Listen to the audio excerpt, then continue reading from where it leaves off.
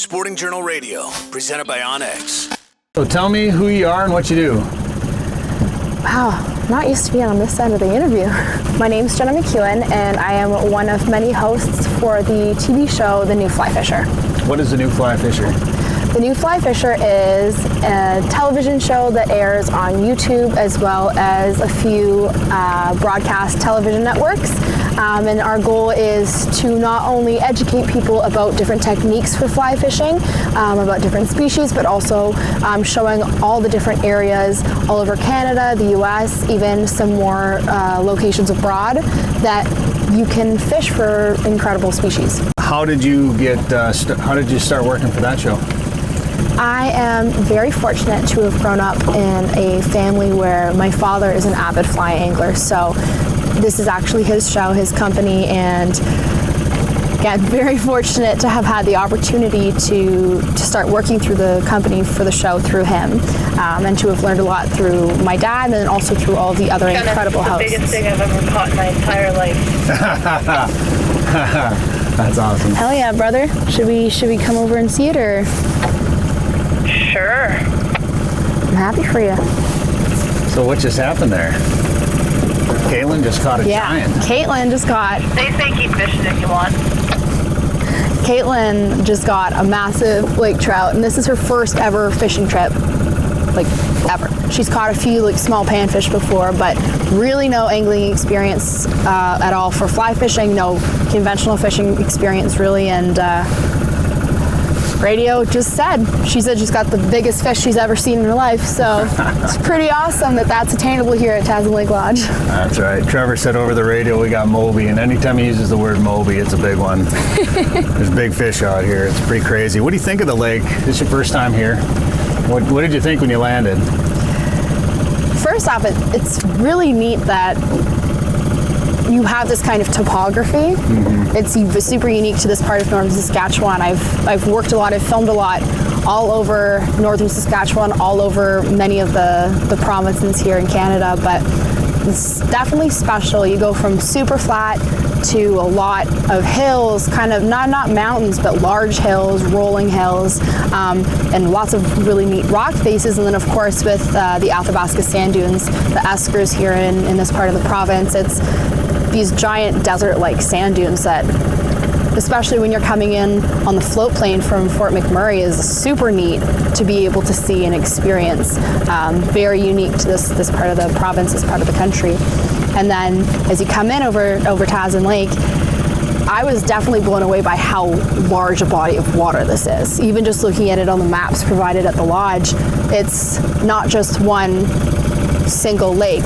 There's so many bays and river inflows, and then there's the one outflow, and it's expansive, and it's really great that there's so many opportunities and so many options to fish for. One of the guides was saying that you could probably fish here for years and still never cover every part of the lake, and that's pretty awesome. That's pretty unique.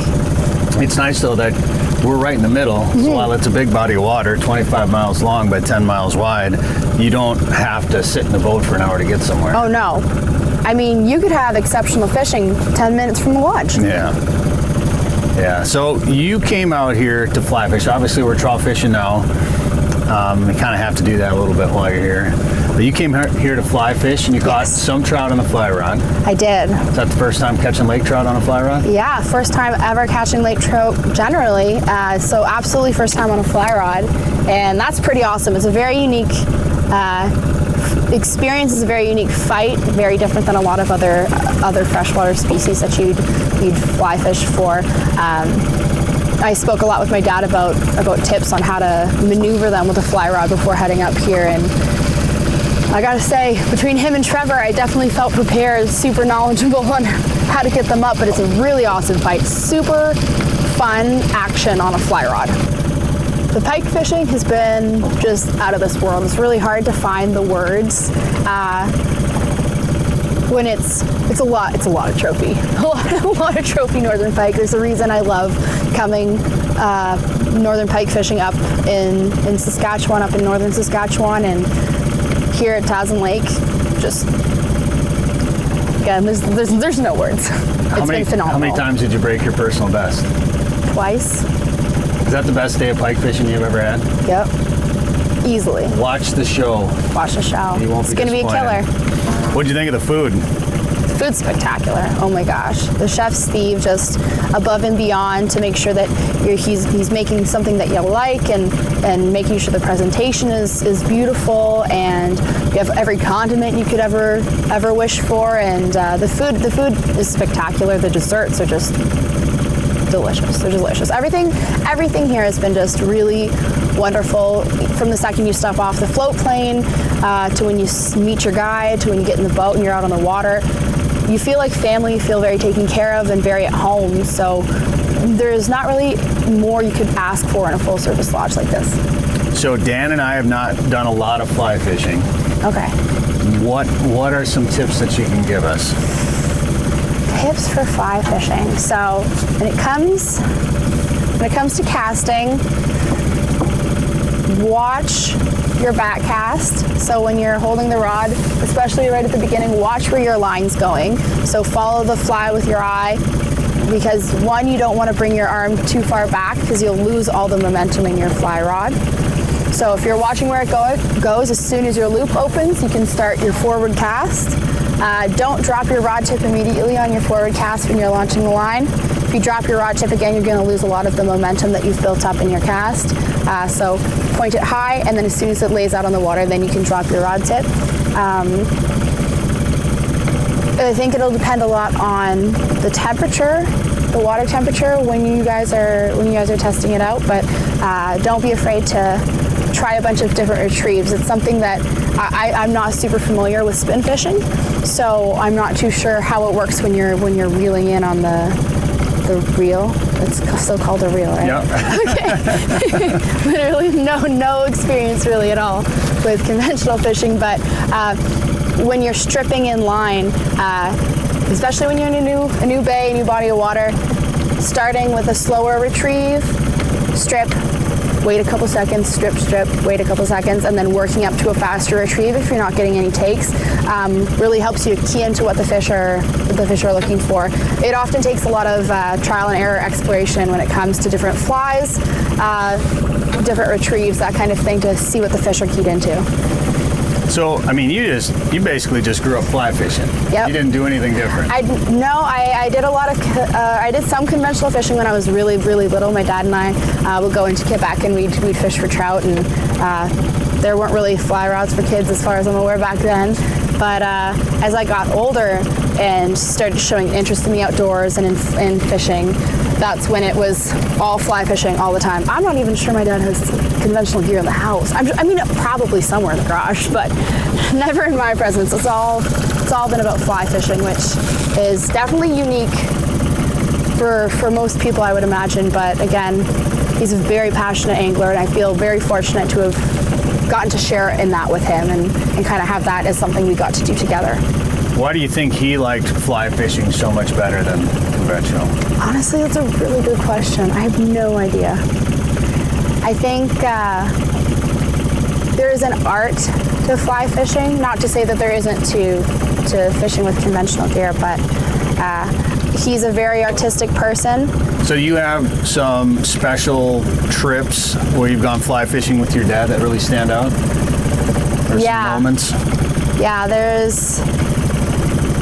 It's as I've gotten more experienced and worked for the show longer, and he's started to maybe take a step back from the filming aspect of the company.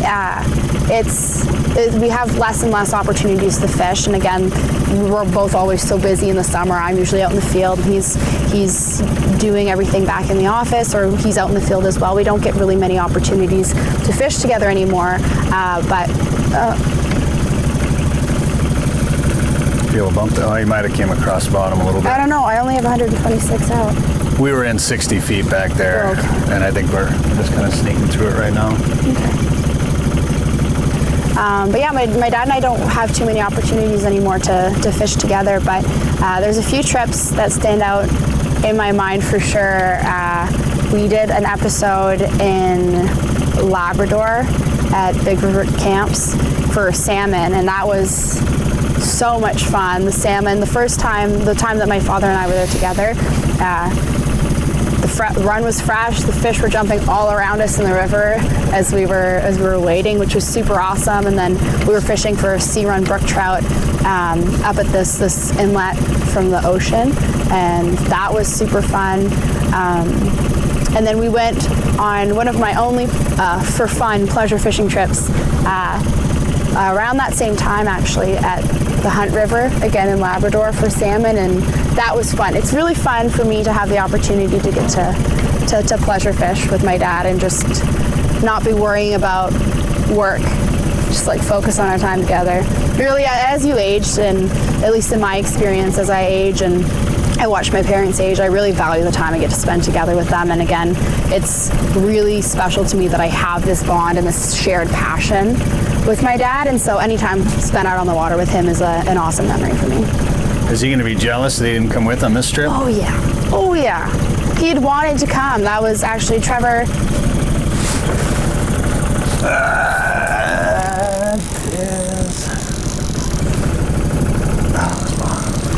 That felt like a fish. I'm excited. Yeah, that was a fish. Say that again, Mel? Yeah. My dad actually, it was either going to be him or one of our other hosts, my dad's business partner, Mark Melnick, who were going to come up here, and I don't know how in the grand scheme of things it ended up being me. I'm very thankful for that opportunity, but he's definitely going to be jealous. I've been texting him the size of some of these trophy pike I've caught and some of these photos, and he's over the moon for the show, but definitely jealous. So you guys are based in Ottawa? Yes. And how far and wide do you travel for the show?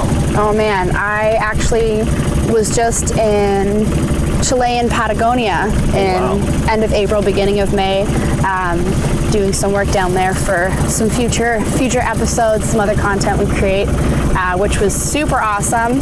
I know other hosts in the past have done the Bahamas, Nicaragua, some of those saltwater fly fishing opportunities, and then we film all the way across Canada, most of the provinces and territories, and then we do a lot in the U.S. as well. So the western U.S. is in Idaho, Wyoming, Colorado, Utah. We've done some episodes in Pennsylvania, in Maine, Vermont, really all over. It varies year to year, and each year there's a new exciting fishing opportunity somewhere. So it's a pretty cool setup. So for somebody that's going to come up, or maybe for me and Dan that are going to fly fish here on Tazin, what kind of gear should we be using?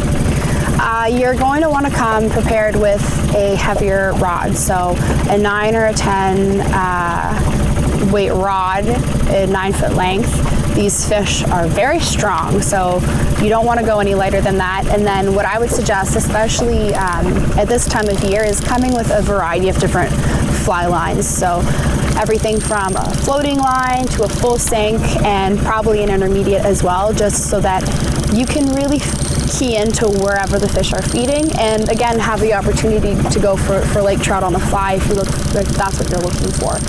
Get you really right down to the bottom where they might be feeding. And then of course a variety of flies. What I've found works really well on this trip is streamers, matching the bait fish in the area, and then I've had a lot of success with whistlers as well. And of course, you're going to want to throw in a couple topwater flies, because if the weather's right, if the conditions are right, that's just awesome.Id you do some topwater stuff? Oh yeah, I got my first trophy pike on a topwater. Oh, it was pretty sweet. Well, we appreciate you guys coming. Yeah, appreciate you having us here. It's been awesome. It's been a pleasure meeting you guys as well and seeing the work behind Tazin TV. Hear more at sportingjournalradio.com or wherever you get podcasts. Devil's Lake is legendary, and this summer has been legendary for walleyes. Don't miss out. Call Haybale Heights Campground and Resort today to book one of their modern cabins on East Bay. The cabins are furnished with a full bathroom, kitchen, and all the amenities like high-speed internet, and are clean following CDC guidelines. Staying at Haybale Heights gives you full access to a private boat launch, fish cleaning station, and beach area. Learn more at haybaleheights.com. That's haybaleheights.com. Plan your trip to legendary Devil's Lake today.